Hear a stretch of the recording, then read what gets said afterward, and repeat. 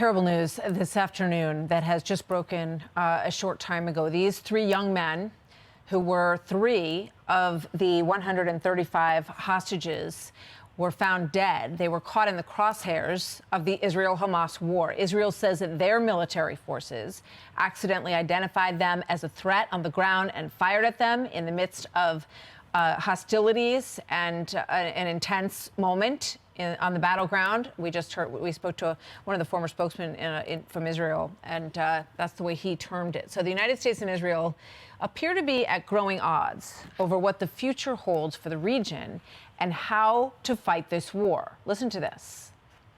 I want them to be focused on how to save civilian lives, not stop going after Hamas, but be more careful.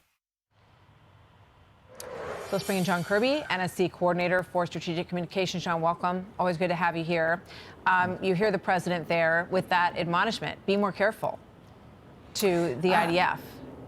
I wouldn't call it an admonishment, Martha. And this is a consistent message that we've been having with our Israeli counterparts now for many weeks, understanding their need and right and responsibility to go after Hamas and these leaders that perpetrated this terrible attack on the 7th of October. At the same time, like any modern military, doing what they can to reduce civilian casualties and to try to minimize any damage to civilian infrastructure. Both can be done. Both are important. And as you heard the president say, we're continuing to urge both. So, but what I'm hearing, Jake Sullivan also talked about how we're now in the middle of the high-intensity phase. There's going to be a transition to another phase in this war that will be more targeted. I haven't heard that from Israeli leadership in terms of making that shift. So tell me about where the divide is between the White House and where Israel is at this point on the focus. And whether or not we've given $10 billion to Israel over the last several years. So if this isn't carried out the way that the White House wants it to be and isn't more careful, might that change?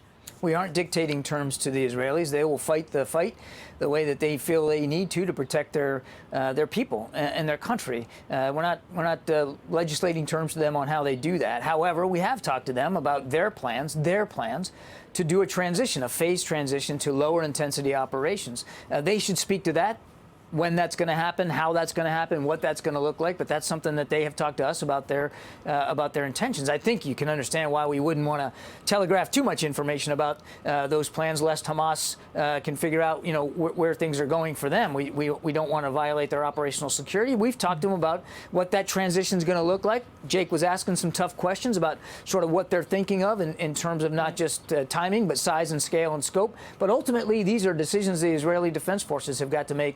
They've got to do what they believe is in their best interest to protect their people. So when I spoke to Shahar Azani a short time ago, he's the former Israeli diplomat. He was just in Israel and is in touch with the leadership there as well. He said basically that, okay, we have it now. So let's play what he said, because we're talking about these three individuals who were killed, who lost their lives, these hostages. And he was defending Israel's rules of engagement here. But he says because of them, we lose people every day because of the strictures on the way we have to do this. Watch this. We're dealing with a diabolical enemy that's using our hostages as human shields. And even I can tell you now, Martha, is actually booby-trapping those tunnels by using teddy bears, backpacks of children, and even voices of dolls in Hebrew to lure in the IDF soldiers, to make them think, Martha, that it's one of the Bebas babies. So would you agree with that they are being so careful because of the rules of engagement that they're losing more IDF soldiers? And are those rules of engagement in part coming from the White House? We are not dictating rules of engagement on the battlefield to another military. We would have no right to do that. No, not at all. I can't speak to the ROE. Heck, I don't even talk about American ROE. I certainly can't speak to Israeli rules of engagement. That's really for them to speak to. As I have been saying now for so many days, they have taken seriously, and they've been receptive to the messages about being careful and cautious, and they have taken steps to try to be more targeted, more precise. And part of those steps, Martha, is using ground forces and not just relying on airstrikes. And when you put troops on the ground, as we know from our own bitter experience, you're putting some of those troops in harm's way in order to try to protect civilians. And the IDF are making steps in that direction. And I can't speak to the details of this particular operation. It's tragic news. But the Israelis didn't try to to cover it up, they came right out and admitted that they made a mistake and they killed these 3 innocent hostages who shouldn't have been taken hostage, quite frankly, in the first place. That's absolutely true. They were both taken from kibbutzes in southern Israel, just across the border from the Gaza Strip, a place where a lot of those people used to volunteer in the Gaza Strip, by the way. Go ahead. What did you want to say, John? I was going to say, just to your point, because I think you're making a really strong point, is this is the enemy they're up against. You know, Hamas deliberately conducted these attacks in order to kill, but also to take hostage as a playbook, as a strategy. And they have deliberately placed the innocent people of Gaza, but also these hostages in harm's way. As you rightly said, you know, putting them in the crossfire when you opened up this segment. Now, I can't speak to the details of this operation, but this is part of what they're up against, the Israeli Defense Forces, an enemy that uses innocent people as a shield. I want to play this soundbite from Benjamin Netanyahu. Let's play this. Good. Yes, there are disputes about the day after Hamas, and I hope we will reach an agreement here as well. I want to clarify my position. I will not let Israel repeat the Oslo mistake. After the great sacrifice of our citizens and fighters, we will not bring into Gaza those who educate terrorism, support terrorism, finance terrorism.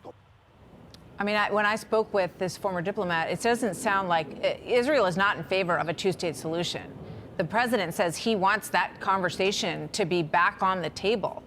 What do you say to that? Well, we're not going to agree with our friends and allies on every single issue. I'll let the Israelis speak to where they are on this. I can just tell you that President Biden still believes that a two-state solution is viable and can be achieved. Now, obviously, it's not going to happen tomorrow. We understand that right now the fight is against Hamas and making sure the Israeli people can live safely and freely. We want the same for the Palestinian people. And the way to do that, in the president's view, is a two-state solution. And we still believe it's an effort worth pursuing. In Saudi Arabia, Jake, our national security advisor, Jake Sullivan, had discussions with Saudi leaders about moving the process of normalization with Israel forward. Obviously, that's not going to happen soon either, but that's an important stepping stone to trying to get there, to getting something for the Palestinian people. Yeah. Well, we spoke with the Goldberg-Poland family yesterday. All of these families want to bring their people home. There's some reports that there's only 116 of them who are still alive. So we hope that reopens, that those negotiations get back on the table soon. We got to leave it there, John. Thank you very much. Always good to see you, John Kirby. You too, Thank you. Martha. Have a good weekend. I'm Steve Ducey. I'm Brian Kilmeade. And I'm Ainsley Earhart. And click here to subscribe to the Fox News YouTube page to catch our hottest interviews and most compelling analysis.